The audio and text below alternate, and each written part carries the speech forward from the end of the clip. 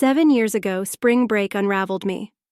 I was a senior at UT, Greg a junior at A&M, both freshly dumped and drowning our sorrows at home. Tuesday night, with Mom and Dad gone, we hit the vodka hard, sprawled across the living room, trading slurred complaints about our dry spells. My head buzzed, my skin flushed, and then Greg, his voice low, daring, growled, "Let's just do it." I laughed, then froze as his eyes locked on mine, dark and reckless. Liquid courage burned through me and I purred, "Why not?" What I craved as a wild, drunken escape exploded into chaos. His hands fumbling, my breath hitching, a collision of heat and regret. Morning came, and I bolted, shame searing my veins. He avoided me the rest of the week, and the night, that unspoken blaze, scorched a rift between us. 7 years stretched that silence taut. I clawed through law school, landed a firm downtown Houston. Greg carved his path in oil accounting. We lived blocks apart, but I'd sooner walk barefoot on glass than face him. Holidays at Mom and Dad's were torture, his jaw tight, my stomach knotted. Then Kevin, my live-in boyfriend, crashed and burned, our fights over money and his lazy ass leaving me on a friend's couch suffocating in suitcase hell. So I called him. My pulse thrummed as his voice crackled through.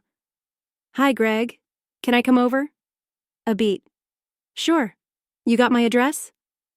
Mom slipped it to me. "See you soon." I hung up, breathless. Was this about them, or me, itching to peel back the layers we'd buried?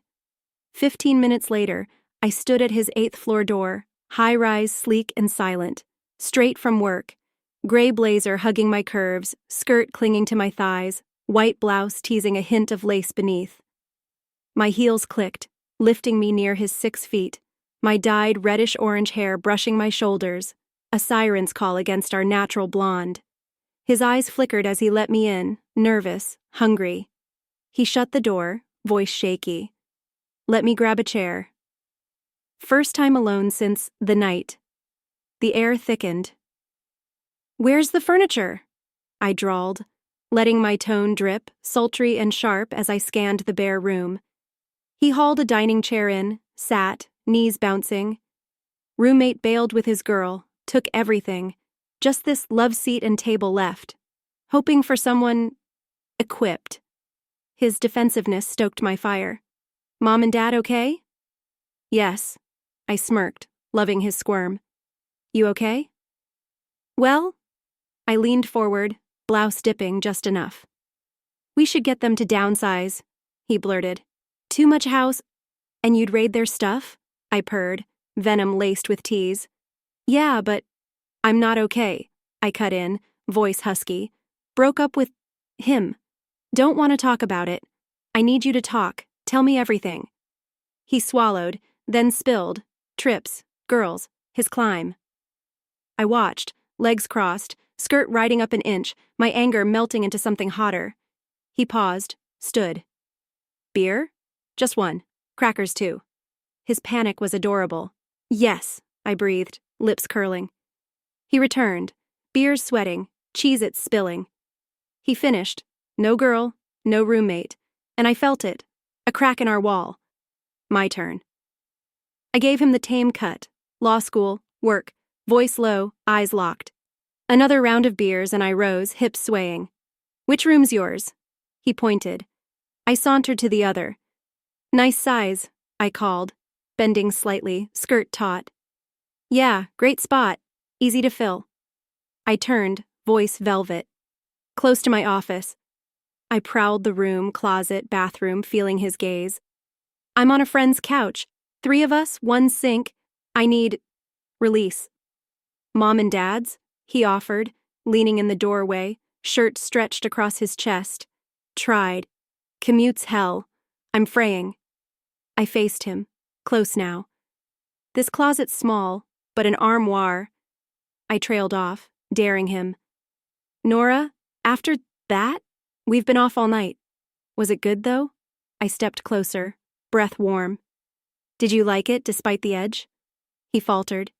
"Yeah, but—" "6 weeks," I whispered. "Give me that."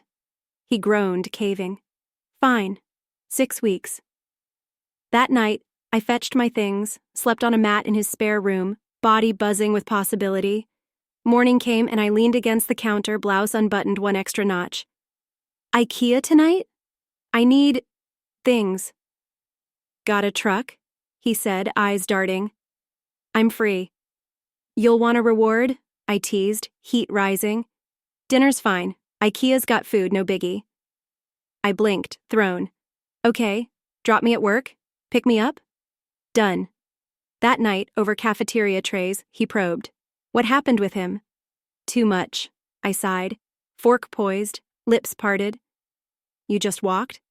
Fights, his toys, my indulgences. I snapped. I leaned in, blouse gaping faintly. Lawyers make bank. Loans, lavish escapes. He hated my little luxuries. Luxuries? His brow arched. Lingerie, I purred, slow and deliberate. I crave it, silk, lace, the way it feels. He used to beg for a show, then. I shrugged, heat pooling as his eyes darkened. Enough of him. We shifted to furniture, but I waited, aching for him to push deeper. He didn't. In IKEA's maze, I asked, You'll chop veggies if I plan? Gimme a list, I'll shop too. Perfect.